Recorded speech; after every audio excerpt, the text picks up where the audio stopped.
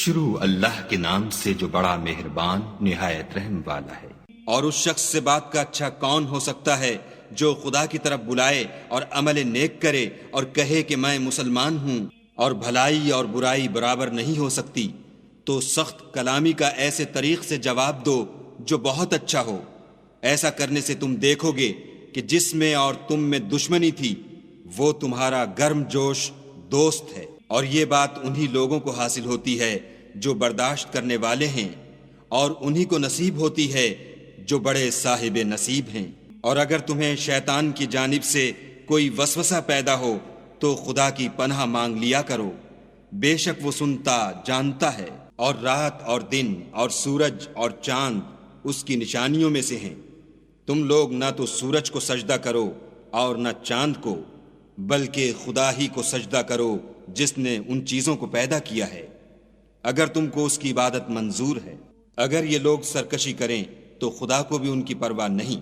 جو فرشتے تمہارے پروردگار کے پاس ہیں وہ رات دن اس کی تسبیح کرتے رہتے ہیں اور کبھی تھکتے ہی نہیں۔ اور اے بندے، یہ اسی کی قدرت کے نمونے ہیں کہ تو زمین کو دبی ہوئی یعنی خشک دیکھتا ہے، جب ہم اس پر پانی برسا دیتے ہیں تو شاداب ہو جاتی اور پھولنے لگتی ہے۔ تو جس نے زمین کو زندہ کیا وہی مردوں کو زندہ کرنے والا ہے، بے شک وہ ہر چیز پر قادر ہے۔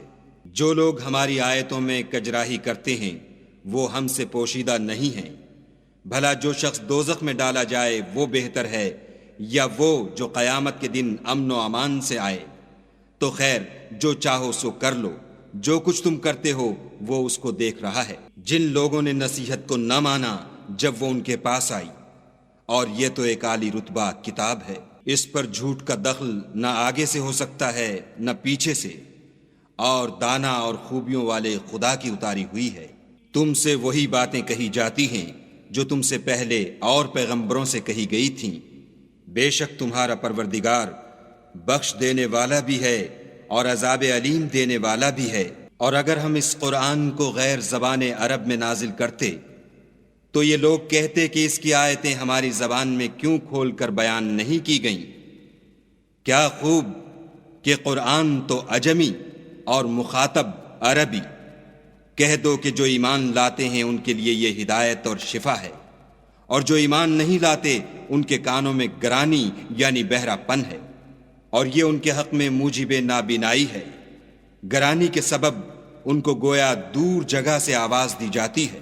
اور ہم نے موسیٰ کو کتاب دی تو اس میں اختلاف کیا گیا، اور اگر تمہارے پروردگار کی طرف سے ایک بات پہلے نہ ٹھہر چکی ہوتی تو ان میں فیصلہ کر دیا جاتا۔ اور یہ اس قرآن سے شک میں الجھ رہے ہیں۔ جو نیک کام کرے گا تو اپنے لیے، اور جو برے کرے گا تو ان کا ضرر اسی کو ہوگا، اور تمہارا پروردگار بندوں پر ظلم کرنے والا نہیں۔ قیامت کے علم کا حوالہ اسی کی طرف دیا جاتا ہے، یعنی قیامت کا علم اسی کو ہے۔ اور نہ تو پھل گابھوں سے نکلتے ہیں اور نہ کوئی مادہ حاملہ ہوتی اور نہ جنتی ہے، مگر اس کے علم سے۔ اور جس دن وہ ان کو پکارے گا اور کہے گا کہ میرے شریک کہاں ہیں، تو وہ کہیں گے کہ ہم تجھ سے عرض کرتے ہیں کہ ہم میں سے کسی کو ان کی خبر ہی نہیں۔ اور جن کو پہلے وہ خدا کے سوا پکارا کرتے تھے سب ان سے غائب ہو جائیں گے، اور وہ یقین کر لیں گے کہ ان کے لیے مخلصی نہیں۔ انسان بھلائی کی دعائیں کرتا کرتا تو تھکتا نہیں، اور اگر تکلیف پہنچ جاتی ہے تو نا امید ہو جاتا اور آس توڑ بیٹھتا ہے۔ اور اگر تکلیف پہنچنے کے بعد ہم اس کو اپنی رحمت کا مزہ چکھاتے ہیں تو کہتا ہے کہ یہ تو میرا حق تھا، اور میں نہیں خیال کرتا کہ قیامت برپا ہو۔